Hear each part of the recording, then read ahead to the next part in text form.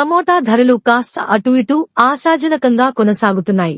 ఇటీవల కొంతకాలం వరకు ధరల్లేక డీలాపడ్డ రైతులకు 2-3 వారాలుగా పెరిగిన టమోటా ధరలతో కాస్త ఉపశమనం కలుగుతోంది.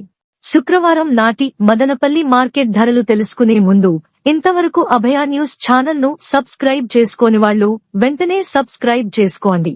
మా నోటిఫికేషన్స్ అన్నీ రావాలంటే పక్కనే ఉన్న బెల్ సింబల్ నొక్కండి. కామెంట్ చేయండి, షేర్ చేయండి. ఇక వివరాల్లోకి వెళదాం. మదనపల్లి టమోటా మార్కెట్లో ముందు రోజుతో పోలిస్తే శుక్రవారం ధరలు కొంతమేర పెరిగాయి.